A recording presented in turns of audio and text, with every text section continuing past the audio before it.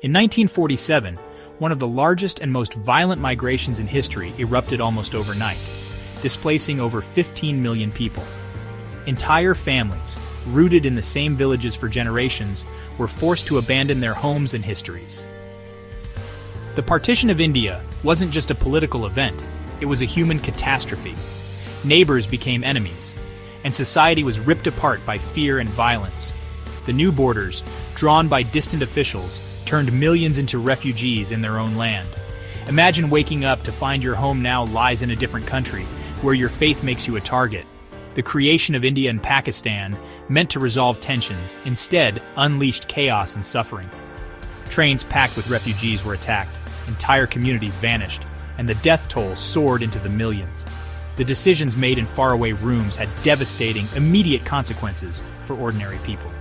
Yet, amid the loss and separation, survivors rebuilt their lives, carrying their memories and cultures into new lands. Partition is a lesson in the human cost of division and the resilience of those who endure it. To understand partition is to confront the pain and strength woven into the fabric of South Asia. How did partition become inevitable? Its roots stretch back decades, entwined with colonial rule and the struggle for independence. For centuries, Hindus, Muslims, Sikhs, and others lived side by side, sharing languages and customs. The British, ruling by divide and rule, deepened religious divisions to maintain control. The Indian National Congress envisioned a united secular India, but some Muslim leaders feared marginalization in a Hindu-majority nation. The All India Muslim League, led by Muhammad Ali Jinnah, initially sought protections for Muslims, not a separate state. But by the 1940s, the demand for Pakistan, a Muslim homeland, gained momentum under the two-nation theory. The British, weakened by World War II, rushed to exit, mediating between Congress and the Muslim League as tensions soared. Exhausted and desperate to avoid civil war, the British agreed to partition in June 1947, leaving only weeks to divide a vast, diverse land. The decision was a political compromise, but it set the stage for chaos. The seeds of division, sown over decades, were about to bear tragic fruit. The task of dividing India and Pakistan fell to Sir Cyril Radcliffe, a British lawyer who had never set foot in India. Chosen for his supposed impartiality, Radcliffe had just 5 weeks to draw borders through provinces teeming with mixed communities. He worked with outdated maps, incomplete data, and little understanding of the land or its people. The commissions deadlocked, leaving Radcliffe to make agonizing decisions alone. Every line he drew split villages, farms, and even families. The pressure was immense. Radcliffe knew his pen would trigger violence and upheaval. After finishing, he destroyed his papers, refused his fee, and left India forever. The final borders, the Radcliffe Line, were kept secret until after independence, delaying the inevitable chaos. For days, millions lived in limbo, unsure which country they belonged to. When the borders were revealed, panic and mass migration erupted. The Radcliffe Line wasn't just a border, it was a deep wound across Punjab and Bengal. In Punjab, the line split cities, villages, and even irrigation canals, creating conflicts that persist to this day. The Sikh community was especially devastated, with sacred sites left in Pakistan and families forced to flee ancestral lands. In Bengal, the division separated economic centers from their resources, plunging both sides into hardship. Families found themselves suddenly divided by an international frontier, their shared culture fractured.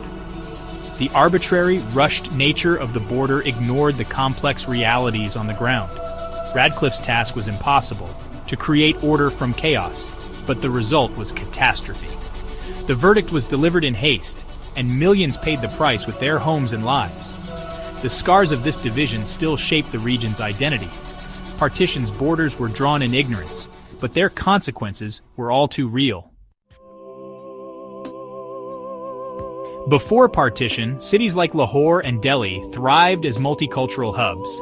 Lahore, the heart of Punjab, was home to Hindus, Sikhs, and Muslims living side by side. When Lahore became part of Pakistan, its Hindu and Sikh residents fled, transforming the city overnight. Abandoned homes and businesses were filled by Muslim refugees from India, forever altering Lahore's character. Delhi, meanwhile, was flooded with Hindu and Sikh refugees escaping violence in Pakistan. The city's population exploded, and refugee camps sprang up everywhere. These newcomers brought new energy and culture, reshaping Delhi's identity. Across the subcontinent, cities and towns were torn apart, their social fabric unraveled. Partition wasn't just about borders. It was about the loss of shared lives and histories.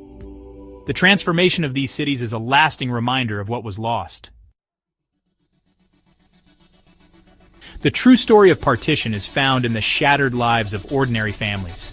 Imagine a village suddenly told it's on the wrong side of a new border, forced to choose between fleeing or facing violence. Families were split, marriages broken, and children lost in the chaos. Refugee trains, known as blood trains, became moving targets for mobs. The violence was especially brutal against women. Abductions, rape, and forced conversions left deep scars. Thousands of women vanished, their stories often silenced by shame and trauma.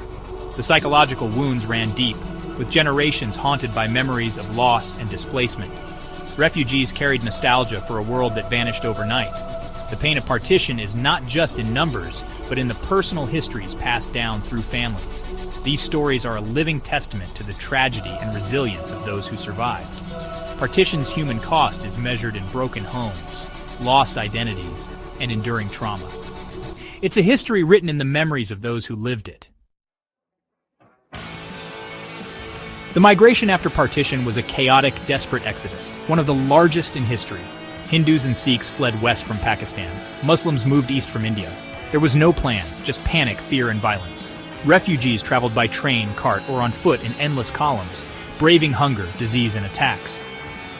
The journey was a test of survival, with families clinging to each other amid unimaginable hardship. Arrival brought little relief, cities were overwhelmed, and refugee camps overflowed with the destitute. Governments struggled to cope, and many spent months or years in squalid camps. Yet, from this devastation, refugees rebuilt, starting businesses, forming new communities, and shaping the future of cities like Delhi. The Great Migration was a story of tragedy, but also of resilience and hope. Out of ruin, millions forged new lives. Partition's impact didn't end with the drawing of borders. It echoes through South Asia to this day. The rivalry between India and Pakistan, born in bitterness, has led to wars and ongoing conflict, especially over Kashmir. Both nations inherited large religious minorities, fueling persistent tensions and debates over identity and loyalty. The trauma of partition lives on in stories, literature, and collective memory, shaping how generations understand themselves and each other. For many, partition is a foundational story, explaining why the world is divided as it is. The pain of the past is easily reignited by politics, keeping old wounds fresh. Globally, partition marked the decline of the British Empire and set precedents for decolonization and statehood. Its lessons about nationalism, religion, and minority rights still resonate worldwide. The past is never truly past. Partition's echoes shape the present. More than 75 years later, partition's legacy still shapes the lives of nearly 2 billion people. The borders drawn in haste remain among the world's most contentious. India and Pakistan's relationship is defined by suspicion, conflict, and unresolved issues like Kashmir. Yet cultural ties, films, cricket, food, remind us of a shared heritage that predates division. Moments of connection, like family reunions or disaster relief, show that humanity can transcend borders. Partition is a sobering lesson in the dangers of mixing politics and religion, and the speed with which societies can unravel. It forces us to question identity, belonging, and the meaning of nationhood. The wounds of 1947 still haunt the subcontinent, but understanding this history is key to building a more peaceful future. The stories of those who suffered and survived are not just history. They are a call to remember, reflect, and hope.